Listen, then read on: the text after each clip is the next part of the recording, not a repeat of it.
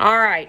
Okay, so I want to talk to y'all about a few things that are in the book.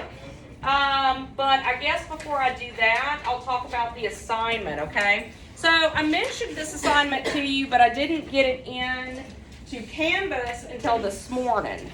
That's one of the reasons that I'm going to go ahead and let you do the in-class essay, or have you do it on Thursday instead of tomorrow, because originally it was going to be tomorrow. But I didn't have it in my Google Drive. And I knew that if I tried to just recreate it, I would probably forget something. So I got here really early today and found it, and it was a mess. But anyway, I got it, okay? So I printed this out for you guys so that y'all can, maybe do your outline on the back of this, or, get that all squared away. But you're going to look at one of the following topics, and you're going to do a 5-paragraph essay, y'all, which is a little long for an in-class essay. But here's the deal. If you're going to look at, like, the marriages, and what makes the last marriage work, aside from just that she loves tea cake. I mean, we get that. Logan, you look scared. Don't be scared. All right. He's like, eyes wide open. If you are looking at the marriages, it only makes sense that you would have like a body paragraph per marriage, right? And then if you're looking at option 2, which is something we've talked a lot about, y'all, this idea of voice, you would probably want to either do 2 body paragraphs on how she is stifled under Joe's thumb. I mean, how Joe stifles her voice, and then 1 paragraph on how she opens up and with tea cake is able to, really live for her and what makes her happy. And part of that, of course, is him, right?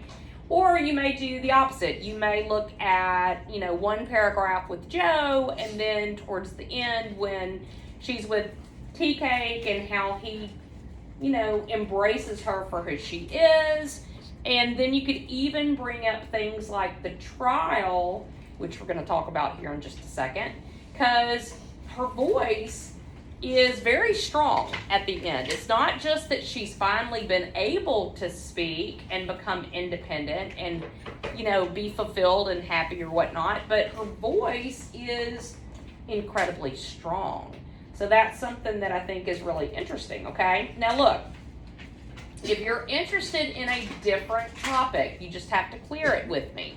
Some of you guys are really interested in issues with race, and the issues with race in this particular book, I think, are really interesting.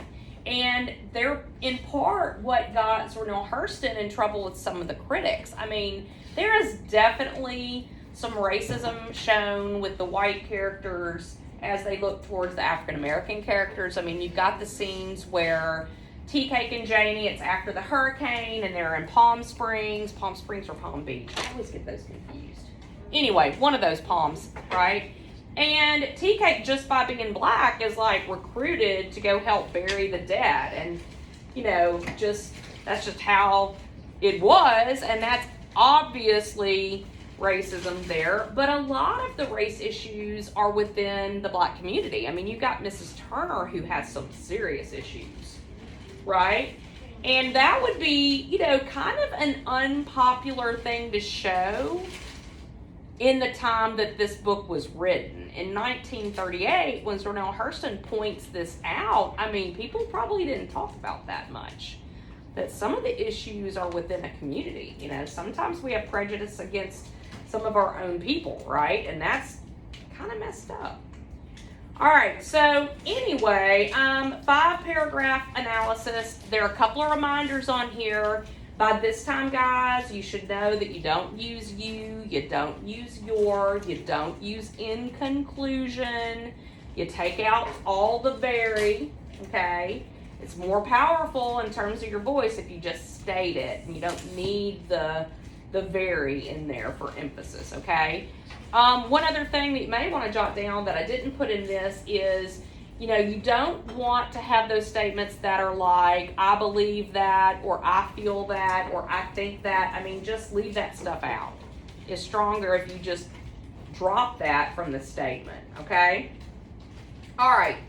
Anyway, you got 2 options here, a third if you're interested in something else that was not mentioned there. And what I want you to do is find your book in a highlighter, and your pages, I think, are the same as mine. So go to 187. We're going to watch the end of the film, but the end of the film leaves out, I think, a really important scene. This is the courtroom scene.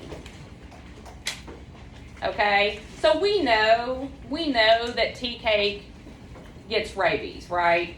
We know that, okay? And we know that when Janie looks at Tea Cake in those scenes where, you know, they're in their little cabin on the muck, she's waiting on the doctor to come, but the antidote is not coming, right? It's just not, they're running out of time. When she looks at Tea Cake in those last few times, what does she see? She doesn't see Tea Cake. She sees the rabid dog, right? He has lost himself, okay? And because, you know, they are both firing at each other, right? I mean, she shoots in self-defense. We get that. But the people who are gathered together in the courtroom are mostly against her. They don't understand what happened, okay? And the narrator says it's mainly because they liked Janie, but they loved Tea Cake. I mean, they adored him. You know, he was kind of the glue that kept that community together, right? And so that, coupled with some of the rumors that had been floating around about Mrs. Turner trying to set Janie up with her brother, I mean, that plants enough doubt in their minds that they're all gathered there thinking that Janie needs to be punished. But of course, we know the truth. The doctor knows the truth. Okay? But Janie's got to, like, you know, stand up and talk and convince them of the truth, okay? All right, so in the middle of 182, no, scratch that, 187. In the middle of 187, look for the paragraph that starts, the white women made a little applause. Do y'all see that? Okay. The white women made a little applause, and Mr. Prescott, that's Janie's lawyer, okay, glared at the back of the house and stepped down. Then maybe not. Maybe that's the judge. Anyway, then the strange white man that was going to talk for her got up there. He whispered a little with the clerk and then called on Janie to take the stand and talk. Now, this is a woman whose voice has been suppressed.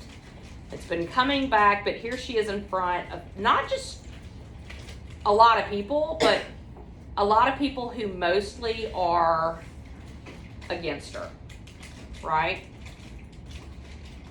After a few little questions, he told her to tell how just it happened and speak the truth, the whole truth, nothing but the truth, so help her God. Now, you want to start highlighting, okay? Because this, if you're doing the voice essay, I think would be important. They all leaned over to listen while she talked. And if you lean forward while someone's talking, what does that show? They're interested, yeah. First thing she had to remember was she was not at home. She was in this courthouse fighting something, and it wasn't death. It was worse than that. She was fighting lying thoughts. She had to go way back to tell them now how she and Tea Cake had been with one another so they could see she could never shoot Tea Cake out of malice. Great vocabulary word. What is malice? Yeah, evil intent, right? She tried to make them see how terrible it was that things were so fixed that Tea Cake couldn't come back to himself until he got rid of that mad dog that was in him. And he couldn't get rid of that dog and live. He had to die to get rid of the dog. She hadn't wanted to kill him. A man is up against a hard game when he must die to beat it. She made them see how she couldn't ever want to be rid of him. She didn't plead to anybody. She just sat there and told, and when she was through, she hushed. So it doesn't tell us what she says, but it does say that the impression she makes on them is that they listen, and then she's quiet and... hang on, where is it? Yeah, she'd been through for some time for the judge and the lawyer, and the rest seem to know it. Like, she hushes and they're just sitting there, right? It's like they have to have a moment to reflect and absorb, because what she has said has been so powerful. So she speaks, and then she knows also when to stop speaking, right? She's got full control over this voice at this time, okay? Her lawyer says the defense rests. There's like nothing he can add to what's happened.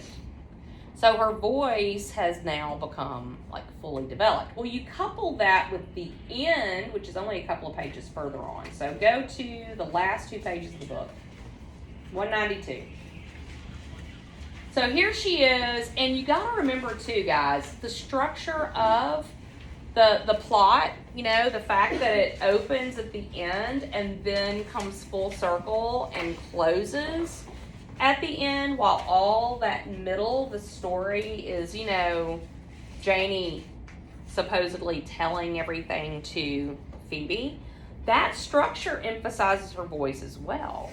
And here is what Phoebe says, y'all, at the top of 192. She says, Lord, Phoebe, breathed out heavily. I done growed 10 feet higher just from listening to you. So you may want to mark that too, because that indicates the strength of Janie's voice now. And then, guys, you could talk about, and this I think would work with both topics. I mean, you could talk about how when Tea Cake dies, I mean, Janie, she doesn't care what people say. Like, she throws Tea Cake this amazing funeral, kind of like she did for Joe, but she doesn't have to put on the dark colors and starch and iron her face to meet the crowd. I mean, she's so busy grieving, she doesn't have time to, you know, pretend or act. It just is. And she's telling Phoebe here that she doesn't, you know, she doesn't care what people think. She's learned that that's not what's important. Okay? She says, let's see, last paragraph, full paragraph. The day of the gun and the bloody body and the courtroom came and commenced to sing a sobbing sigh out of every corner in the room, out of each and every chair and thing. This is when Janie's gone into her bedroom, okay? Commenced to sing, commenced to sob and sigh, sighing and sobbing. Then Tea Cake came prancing around her where she was, and the song of the sigh flew out of the window and lit in the top of the pine trees. And so obviously Tea Cake's not, you know, the ghost of Tea Cake. This is her memories, right?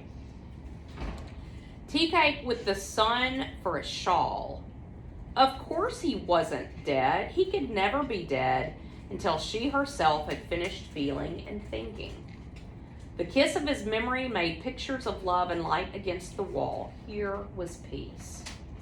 She pulled in her horizon like a great fishnet, pulled it from around the waist of the world and draped it over her shoulder. And that's a comforting image, isn't it? To like drape something over your shoulder.